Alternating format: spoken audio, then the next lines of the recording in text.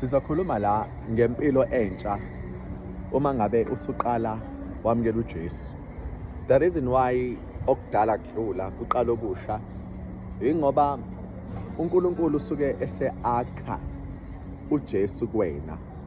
Noma ngaba yimuphi umuzi owakhiwayo, there has to be a foundation.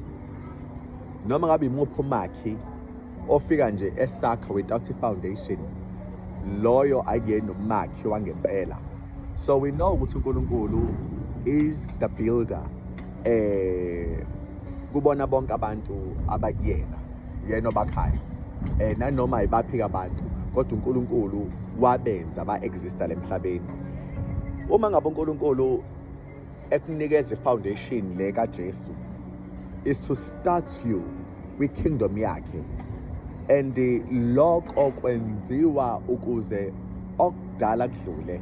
Remember, mawuphuma ezweni, ugcwele umoya wasezweni, futhi unezinto zasezweni, une-mindset yasezweni.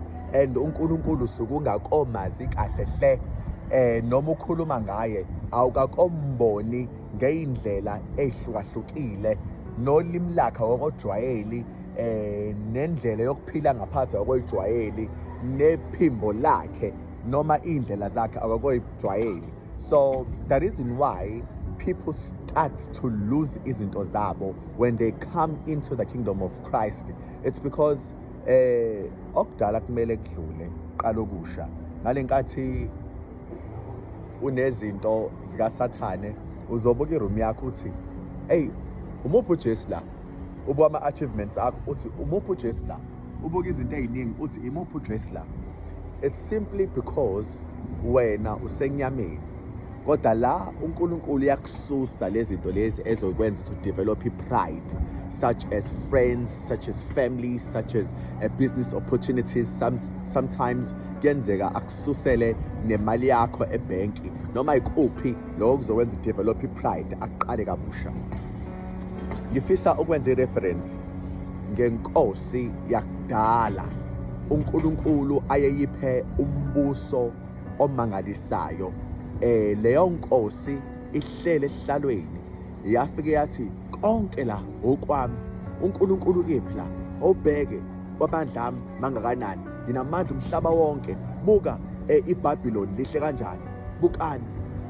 uNkulunkulu for 7 years wamenza wakhasa njengesilwane. For 7 years wa-operate njengesilwane esihlane. Kuthe esebuya ese-acknowledge uNkulunkulu, he was given double of what he had. So the reason why uNkulunkulu esiqala kabusha ingoba ufuna ukuthi thina simazi ukuthi uNkulunkulu kunama-assignments that you will have to complete umntwana kaNkulunkulu, and you have to go in that lane nane-mindset kaJesu. And awukwazi kuba ne-mindset kaJesu uma ngabe usajovwe izinto ekaSathane. Sometimes we all want to succeed. Indlela esifuna ukuphumelela ngayo size senze noma bayiphi into ezosidinga ukuthi siphumelele. In most cases, that is where abantu uNkulunkulu bengamboni kahle hle, ngoba senze noma bayiphi into for us to succeed. But when we know ukuthi uNkulunkulu is for us and he's with us, we do not want to compromise the purity of his word and the quality of his word. However, we try by all sorts of means to stay in the ground, to stay in accord with the word of God, which is why here you must not cry over the things that God destroyed before you were baptized in the life of Jesus Christ. I remember uSathane wakhala, uNkulunkulu ediliza umuzi wami, wakhala wathi, hawu Nkosi, lezi zinto nje ezakhe uyisebenzele. uNkulunkulu had to destroy walibhidliza ibhilide elide leli laliyimina, abantu belibuka likhazimula, walibhidliza uNkulunkulu, waqala kabusha flat. And when God started everything from scratch, that is when I started appreciating izinto ey'ncane engiy'thole sengiJesu. because nginoJesu manje and I'm enjoying izinto lezi ezincane engiyithole ngikuyena. Your achievements without Christ are meaningless to God because you will have to restart. Ingakho uJesu bathi kulo esicebi, go sell everything and give whatever you have earned to the poor, then you will have a kingdom. Embusweni wami, ngamanye amazwi lo muntu lo uthola ishare embusweni kaJesu after esenikele ngakho konke anakho. Ingobani? Lokhuyana kumnikeza ipride ukuthi yena ungcono kunabanye, and uNkulunkulu akafuni umuntu ozobadala embusweni wakhe. There has to be umuntu ozovuma ukusetshenzwa uNkulunkulu. uNkulunkulu ke akulula ukusondela kuyena uma unezinto, which is why uJesu naye esebuyele emuva lo wathi ungangena ikamela embotsheni enayiti kunokuba isicebi singene embusweni wezulu. Ngale nkathi abantu bebambe iy'mpumelelo zala emhlabeni, noma hlasimpe iy'ndlela zale lizwe, noma hlasimpe ubukhazikhazi, noma hlasimpe ukuy'gabise ngale lizwe, alukho uthando laNkulunkulu kubona labo bantu. Uthando laNkulunkulu silibona uma ngabe umuntu ethi anginalutho kodwa nginoJesu, ngalokho ngiyabonga uNkulunkulu.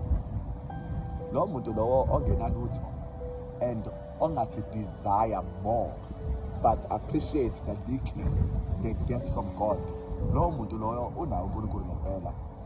It's very unlikely to see umuntu o-operator in the highest level of the Holy Spirit enezinto enegolide nesiliva. It's very unlikely.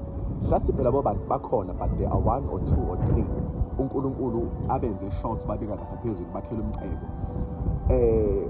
Yazi indaba ngisho kanje, thina esinoJesu, uJesu igugu lethu. Uma sithola leli gugu, we have to sell everything we have for us to obtain this treasure. Ngale nkathi wena ulahlekelwa ikona konke ngenxa kaJesu, uthi uJesu ukuthola in 100-fold. Ngale nkathi ulahlekelwa uJesu, uzama ukuvikela le mpilo othi unayo, ila khona kulahlekela khona. That is why la uNkulunkulu emqala phansi umuntu. Ikona kuqala phansi umuntu, umubhabhadiswe empilweni entsha. The old you has to be dealt away while the new you is in progress, ukuze uzokwazi ukuya phambili. So right now, as sengakhe kabusha uNkulunkulu ngawumuzo omusha, a lot of people are coming to me thinking I'm still the same person, trying to press the buttons they used to press before, but they are not succeeding because I'm no longer the same person. Umuzi wami uNkulunkulu sewakhe kabusha and abasakwazi ukungi-accessa. Nemimoya ekade ingazi ithi meyizama ungena ivimbeke, icikeke, ngoba ke seqalwe kabusha uyena uNkulunkulu. uNkulunkulu siqala kabusha with purposes ukuthi sibe ngabantwana bakhe. Abantu uma simale impela ngamagama does not really make sense because uNkulunkulu sibe bamukele wase baqala kabusha.